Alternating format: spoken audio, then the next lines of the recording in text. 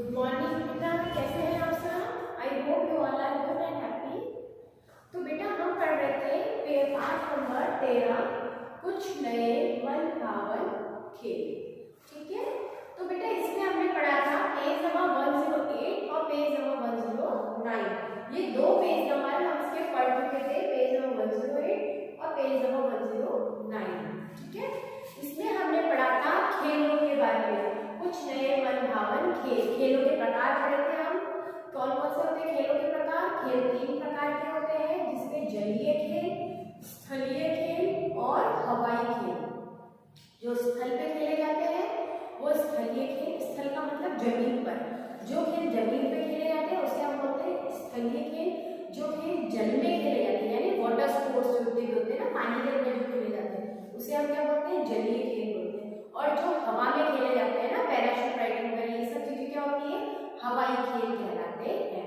तो इसके अंदर इस चैप्टर में कितने प्रकार से बांटा है खेलों को? 3 प्रकार से बांटा है, जलीय खेल, स्थलीय खेल और हवाई खेल। ठीक है, ये तीनों हमने पढ़ा था। तीनों में से हमने पहला जो खेल था हमारा स्थलीय खेल। स्थलीय खेल बहुत सारे होते हैं, जैसे हमने पढ़ा था क्रिकेट, हॉकी, वॉलीबॉल, बास्केटबॉल, ये सारे कैसे खेल? स्थलीय खेल है। ठीक है, तो स्थलीय खेल में भी हमने 2 प्रकार के जो खेल थे वो पढ़ चुके थे हम, जिनमें से कौन कौन सी थी? एक तो था आपका माउंटेनियरिंग और दूसरा आपका था, क्या था दूसरा आपका?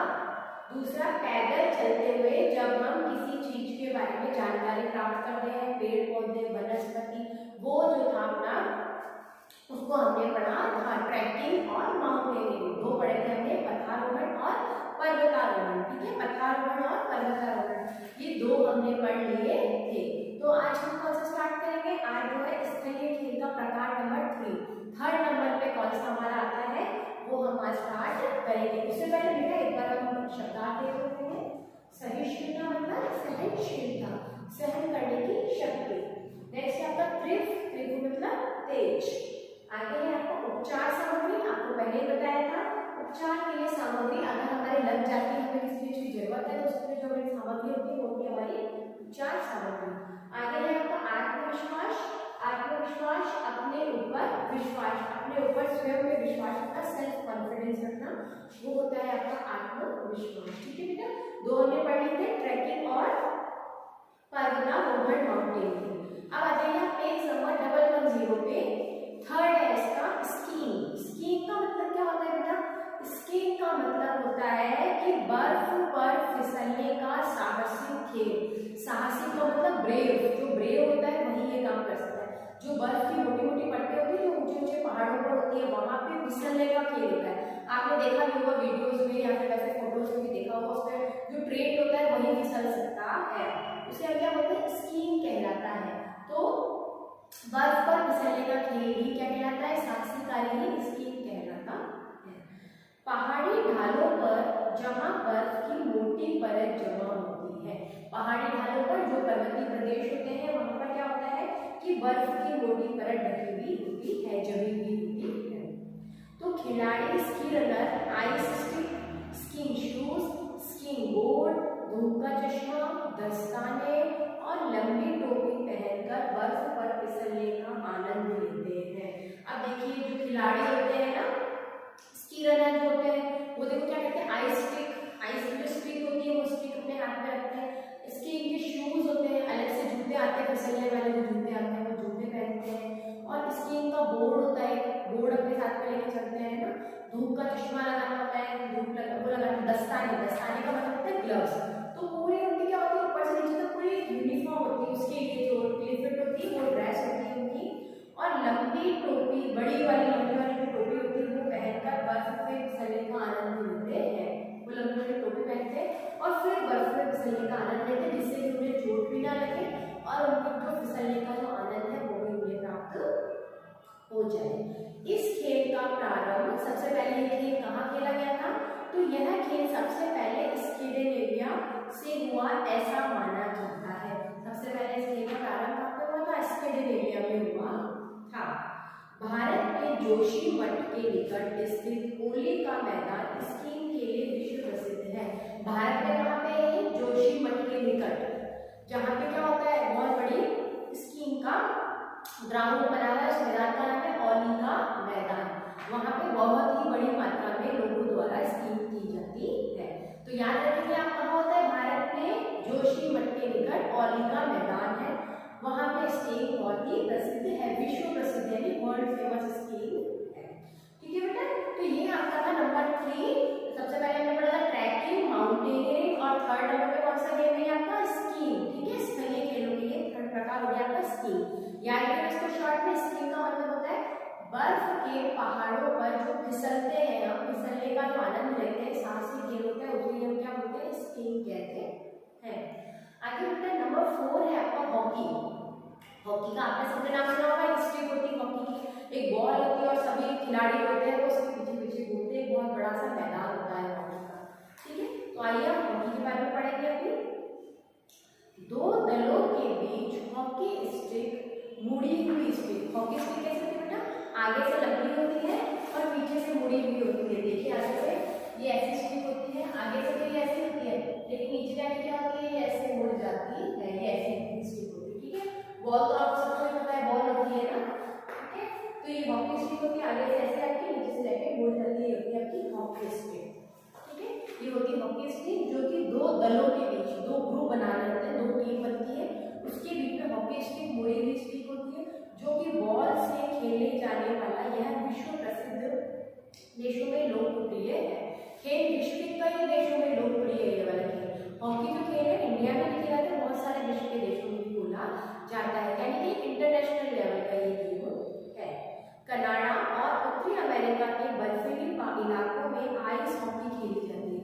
अब देखो बेटा जैसे नाम से ही पता चल रहा है, हमने पढ़ा भी था आइस हॉकी, शब्दार्थ में भी करवाया था मैंने आपको।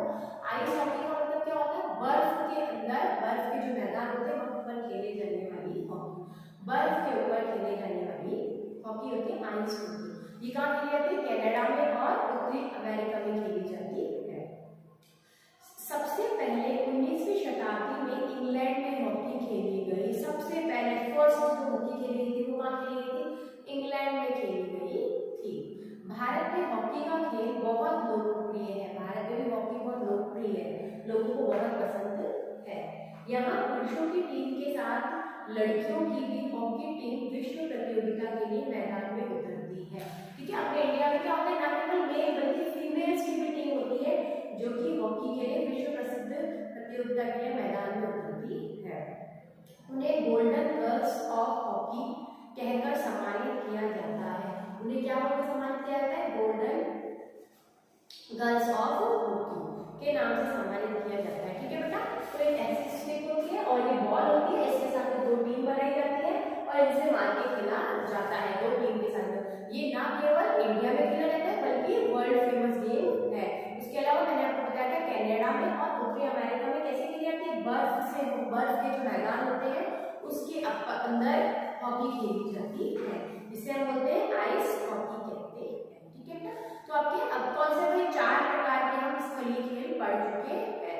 सबसे पहला कौन सा पढ़ा था, ट्रैकिंग, माउंटेनियरिंग, स्कीइंग और हॉकी। ठीक है, अब है आपका क्रिकेट।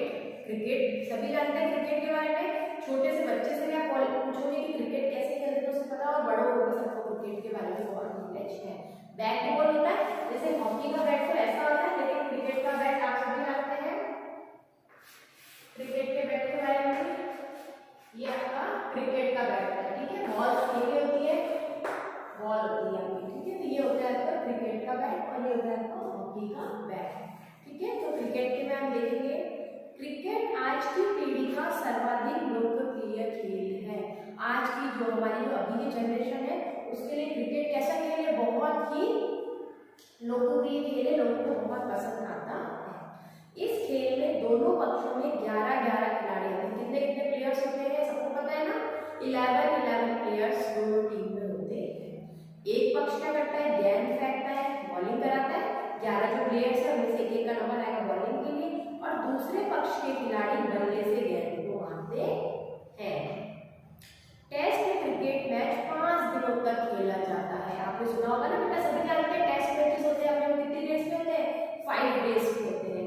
आजकल एक दिवसीय क्रिकेट मैच तथा सीमित 20-20 ओवरों के 20 भी खेले जाते हैं। आजकल देखिए वनडे जो क्रिकेट होता है वो भी खेला जाता है, और सीमित यानी लिमिट, वैसे तो 50 ओवर का गेम होता है लेकिन क्या करते हैं आजकल 20-20 ओवर पर 20-20 खेला जाता है।